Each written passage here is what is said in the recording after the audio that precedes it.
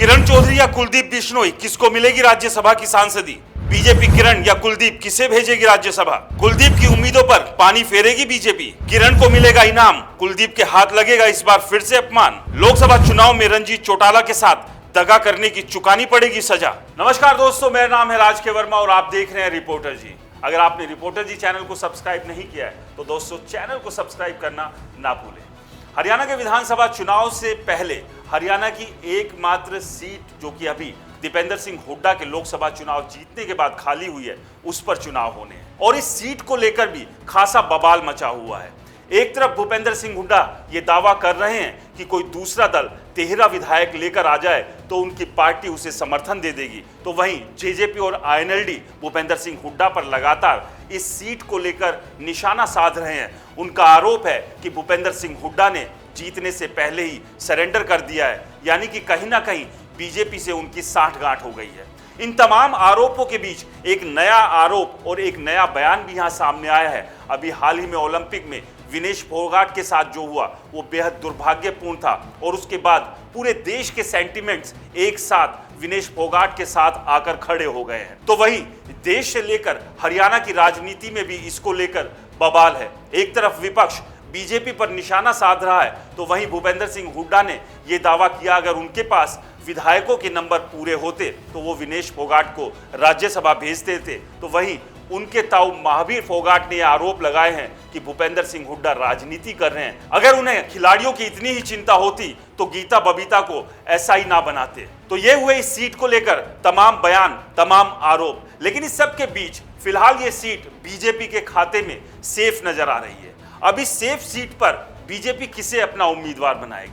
बहुत सारे नाम लगातार चल रहे हैं, उन नामों पर चर्चाएं भी हैं और वो नेता लगातार हरियाणा के बड़े नेताओं के अलावा हाईकमान के यहाँ भी सेटिंग करने की जुगत में लगे हुए हैं। लेकिन ये सेटिंग किसकी हो पाएगी, ये अपने आप में बड़ा सवाल है। अब सबसे बड़ा सवाल यहाँ ये भी है कि क्या अभी हाल ही में कांग्रेस छोड़कर आई किरण चौधरी को बीजेपी राज्यसभा भेज सकती है, या फिर कई सालों से बीजेपी के साथ जुड़े कुलदीप बिश्नोई का नंबर इस बार लगेगा? क्योंकि कुलदीप बिश्नोई को ये उम्मीद थी कि जब वो बीजेपी में आएंगे तो उनका स्वागत होगा, ढोल बजेंगे, नगाड़े बजेंगे, उन्हें मान मिलेगा, सम्मान मिलेगा, लेकिन ऐसा हुआ नहीं। उन्हें उन्हीं की अपनी सीट उनके बेटे को बीजेपी ने अपना ठप्पा लगाकर दे दी और उसके बाद लोकसभा चुनाव में भी कुलदीप बिश्नोई उम्मीद कर रहे थे उन्हें बीजेपी टिकट देकर लोकसभा चुनाव के मैदान में उतारेगी, लेकिन वहां भी उन्हें निराशा ही हाथ लगी। अब उन्हें उम्मीद है कि राज्यसभा की टिकट उन्हें मिल सकती है, लेकिन अब इस टिकट में भी एक पेच फंस गया है और वो पेच है कि लोकसभा चुनाव में बीजेपी के उम्मीदवार जो कि हिसार से रंजीत सिंह चौटाला थे, उनके साथ दगा करने का। रंजीत सिंह चौटाला ने खुले में आरोप लगा दिया था कि कुलदीप बिश्नोई ने उनका साथ नहीं दिया, भीतर घात की, और जिसकी वजह से वो चुनाव हार गए।